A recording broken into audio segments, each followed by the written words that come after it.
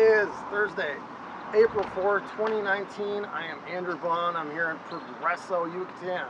This is the number 6 Mexican state that I've been to. I had a video up previous to this one talking about the security dynamism within Mexico. I just wanted to kind of expand on that one, as these are unscripted videos. I forgot to mention last time that I definitely feel much safer here than I did when I was in the U.S. Right? So I want to explore that. Just work with me in this one. I got some just introductory exposition to get through before we can get to more constructive ideas. So today we're talking about why I had to leave the United States.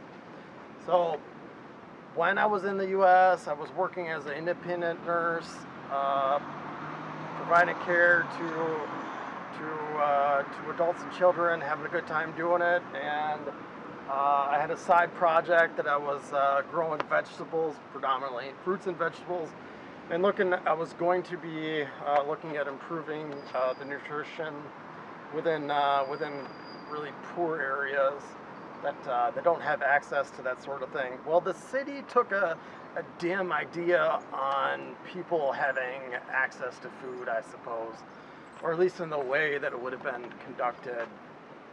I had frequent police interaction, and it would always be for pretty benign activities, right? So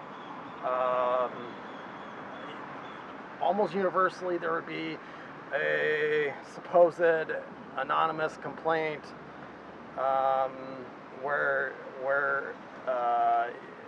there was a benign non-criminal activity, right? So a guy being in public, a guy being in a car, a guy walking his dog, and often, I would fit the descriptors there. So it got to be so bad that one of the cities that I was taking care of a child, I wrote a letter saying, you can harass me before work, you can harass me after work, but not while I'm taking care of patients, right? I don't think it's appropriate to have police interactions while you're performing your duties.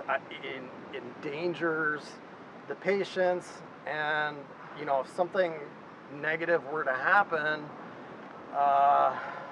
because of police involvement while I'm performing my duties, it's ultimately going to be on me that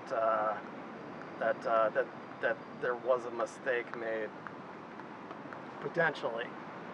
So of course there's no legal requirement for the police to give courtesy to medical professionals. There certainly is a moral requirement. So that did not work. And ultimately I was arrested. I was arrested for activities that are constitutionally protected, statutorily protected, but ultimately, courts are deeply arbitrary places. I want to say that, of course I respect police if they're doing honest work. In this case, I doubt it, right? So let's look at the evidence within this case. So supposedly I was stopped not because of any type of reasonable suspicion other than an anonymous in-person complaint. So the supposed in-person anonymous complaint was made to a police supervisor in a police supervisor's car with 2 other patrolmen inside. So in the city of Milwaukee, supervisors don't have to have the normal videographic evidence that a patrolman does. So that doesn't exist. They don't have to have it on their person, so that doesn't exist. the two body cameras that were on the two patrolmen, well, they just went missing, and there's no explanation for that. So the supposed anonymous in-person tipster, she is described as a she, but there's no descriptors as to why she is betrayed with that particular gender, right? Either via identity or via sexual characteristics. Okay, so she lacks, as we said, presence on video that should be existent. She lacks identity that would normally be existent to a person that is real, exists in person, right? And a name, an address, an email address, a text message, some type of record doesn't exist because this is in person. There's no video, and she lacks any descriptors as to why her tip would be trustworthy. So in the United States, there's supposed to be reasonable suspicion. An anonymous in-person tip should be able to be independently verified.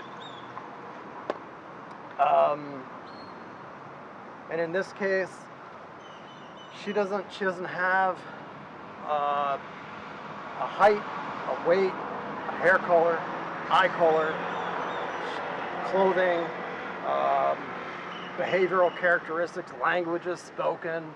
She isn't known. She isn't known as a person. So that is why I say it's the most elegant idea is that she never existed. There is a bit of a legalistic loophole that allows police to interact with the public secondary to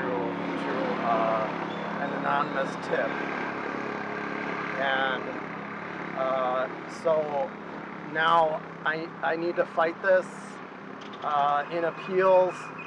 I'll need to fight it, if necessary, all the way to the Supreme Court, because I don't know who I'm dealing with, and because there was such intense harassment.